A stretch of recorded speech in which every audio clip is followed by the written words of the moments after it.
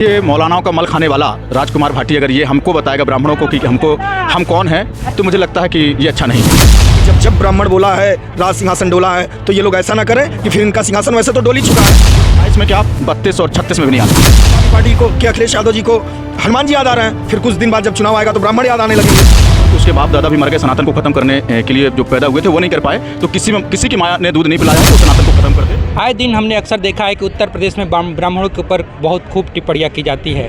फिलहाल अगर बात करें तो समाजवादी पार्टी के एक नेता ने ब्राह्मणों पे एक गजब की टिप्पणी की है, जिसको लेकर के ब्राह्मण समाज के लोग बहुत ही गुस्से में हैं। इस वक्त हमारी मौजूदगी काशी में है, घाट पे है।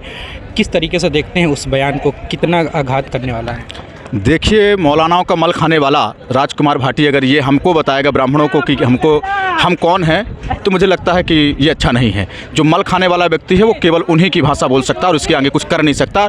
और ये अब 27 में क्या 32 और 36 में भी नहीं आने वाले। वो डायरेक्ट वो व्यक्ति ये कह रहा है कि ब्राह्मणों से भली वेश्या, मतलब कहना क्या चाहते हैं, किस तरीके से पेश करते हैं? मैं ये कहना चाहता हूँ कि इस तरह के जो विवादित बयान दे रहे हैं, तो इनको मालूम है 17% ब्राह्मण है उत्तर प्रदेश में और ये कुछ कर नहीं पाएंगे। अब ब्राह्मण इनकी तरफ से जो भी हमारे ब्राह्मण समाज के जो कुत्ते नेता हैं उनको कुत्ता कहना चाहूँगा। इसकी भाषा के बाद अगर वो नहीं बदले तो वो कुत्ते की तरह है और मैं उनको कुत्ता ही मानता हूँ। वो स्वाभिमान से नहीं जीना चाहते हैं। क्या लगता है, एक तरफ भारतीय जनता पार्टी में अक्सर हमने देखा है ब्राह्मणों को लोग दरकिनार कर देते हैं, फिर ये कहा जाता है कि ब्राह्मण कमज़ोर है, फिर ऐसे तरीके से अलग अलग पार्टी के नेता ब्राह्मणों के बारे में कभी कभी एग्जाम के पेपरों में ब्राह्मणों को कुछ और साबित किया। क्या लगता है वाकई में ब्राह्मण कमज़ोर है, ब्राह्मणों को आगे आने की ज़रूरत है? देखिए, मैं जाति बात पे तो नहीं जाता हूँ, मैं हिंदुत्व का काम करता हूँ, बट इतना ज़रूर कहूँगा कि ब्राह्मणों के चरणों में राजनीति रहती है। अगर चाह लेंगे तो जो वो कहेंगे वही होगा भारत में। जी। अभी एक तमिलनाडु का एक मामला आया है जिसमें एक नेता ने कहा है कि सनातन धर्म को ही समाप्त कर देना चाहिए। एज ए ब्राह्मण आप सनातन धर्म को लेकर के अगर ऐसी टिप्पणी कोई करता है तो उसको क्या संदेश दें? उसको स्टालिन को कहना चाहता हूँ कि उसके बाप दादा भी मर गए, सनातन को ख़त्म करने के लिए जो पैदा हुए थे वो नहीं कर पाए, तो किसी की माया ने दूध नहीं पिलाया है कि उस सनातन को ख़त्म कर दे और जूते से मारा जाएगा। और हम कहते हैं कि भारत सरकार हम जैसे हिंदूवादियों को छूट दे, हम 24 घंटे के अंदर रोड पर नहीं घुमाए तो हम भी सनातन का काम करना छोड़ देंगे। ब्राह्मणों को लेकर के टिप्पणी अक्सर की जाती है, लेकिन इस तरीके का टिप्पणी अभी तक कोई नहीं किया था कि वेश्या से सीधे संबंध जोड़ देता है। आप लोग कितने दुखी हैं और क्या समझते हैं? देखिए, जाहिर सी बात है कि अपने अंदर जो दुख है काफ़ी ज़्यादा है, क्योंकि इस तरीके से समाजवादी पार्टी तो हमेशा से ऐसा करते आई है। उसके लिए ब्राह्मण एक वोट बैंक रहा है जो अब आकर के ना के बराबर हो गया। और समाजवादी पार्टी ये तो अखिलेश यादव जी का काम रहा है। चूँकि इन लोग को पता होनी चाहिए कि समाजवादी पार्टी जो है, यह नाम समाजवादी का जो है हमारे त्रिपाठी जी ने दिया था, हाँ, जो कि इलाहाबाद से रहते थे, इनके पिताजी के गुरु थे, हाँ।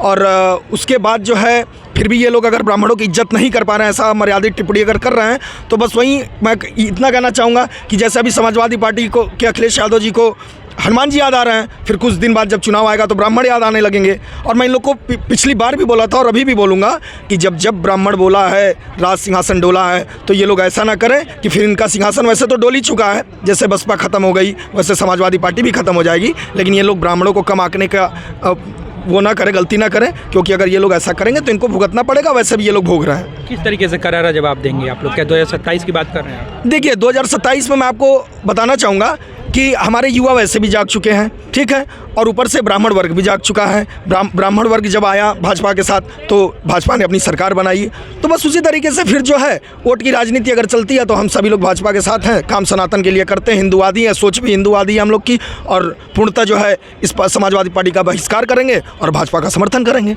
एक सनातनी नेता होने के नाते सनातनी के बारे में एक तमिलनाडु के नेता ने कहा सनातन धर्म को ही समाप्त कर। सनातन धर्म सबसे पुराना धर्म है, अभी हमने महाकुंभ में उसका एक स्वरूप देखा था।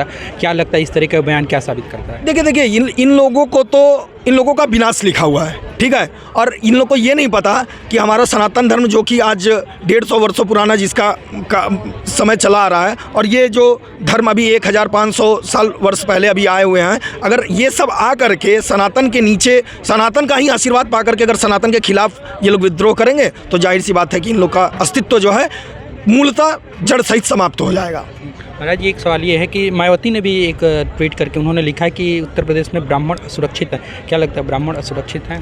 पूर्ण रूप से 50 विधायक हमारे हैं और 10 मंत्री ब्राह्मण समाज के हैं। अगर एक दूसरे की सुरक्षा नहीं कर पा रहे तो उनको इस्तीफा दे देना चाहिए। जो करने योग्य है, उत्तर प्रदेश के उप मुख्यमंत्री हैं, भारत में 5 राज्य में मुख्यमंत्री ब्राह्मण है। अगर एक दूसरे का सहयोग नहीं कर पा रहे तो उनको इस्तीफा देना चाहिए। और कोई असुरक्षित नहीं है, बिल्कुल सुरक्षित है, पूर्ण रूप से सुरक्षित हैं। योगी जी की सरकार में हर हिंदू सुरक्षित है, हर माताएं बहनें सुरक्षित हैं, पूर्ण रूप से सब सुरक्षित हैं। क्या लगता है कि ब्राह्मण को किसी की सुरक्षा की जरूरत है तो रक्षा खुद ही कर लेता है? हम अभी इतने बलशाली है कि हम अभी पूरे भारत की सुरक्षा करने की जिम्मेदारी हमारे ऊपर है और हम लोग कर रहे हैं और करेंगे, आने वाले समय भी करेंगे।